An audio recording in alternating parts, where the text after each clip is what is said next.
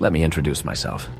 Orvas Dren of the Great House Dress, as you no doubt have heard. I think I can safely say no one could be unaware of your house. You did not like the idea of peace in Morrowind, I remember. You are young, Lady Nerevar.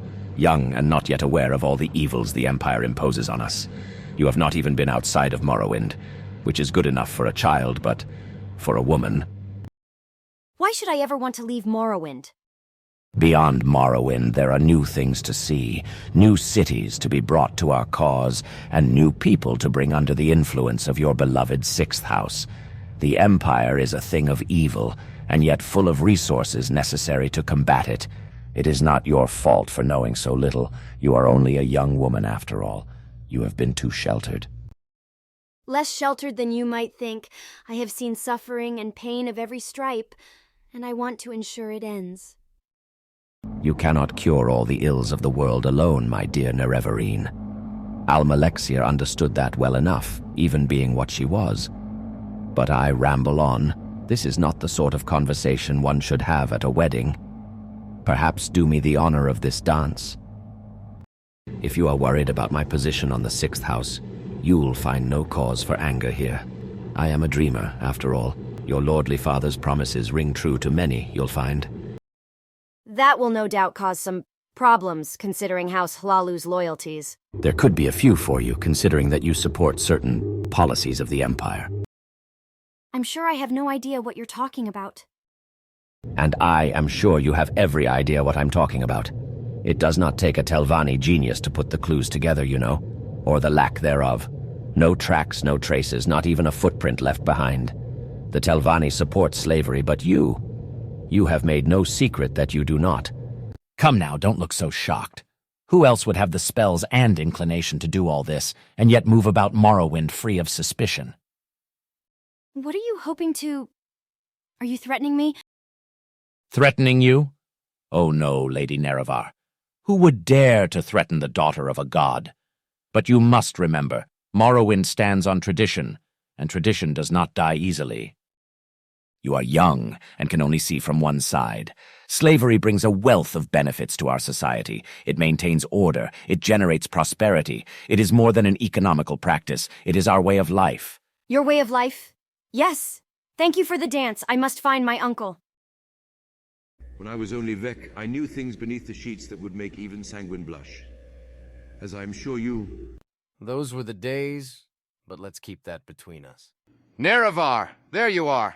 I was nearly sick. Apologies for... I hope you didn't get into any trouble.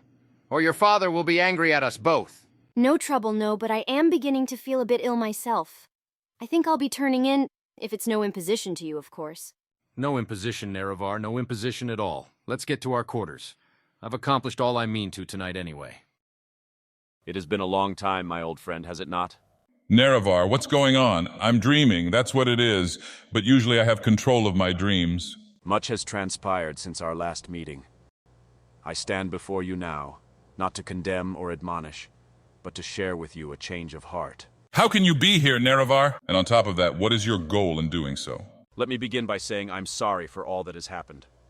Nothing I can do can ever truly make up for it, but I will try.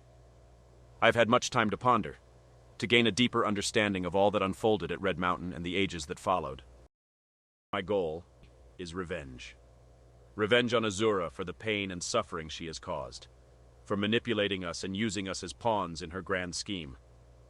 I do not take this course of action lightly. We thought ourselves heroes, but we were merely her tools. She guided by her whispers, but would not take direct action against the tribunal herself. When it truly mattered, when the weight of destiny pressed upon each Nerevarine's shoulders, she was absent. They were left to face the consequences alone. When one of them fled in fear, both of you and Azura, what did Our Lady do? She cursed her. This was no divine retribution, Vorin, but jealous anger vented through vengeance. You've seen Sidara? And pardon me if I don't quite believe you're turning on Azura. You were never... I understand your doubts, my old friend. But hear me out. Sidara's spirit still roams the Red Mountain region, cursed by Azura herself, as I have already said.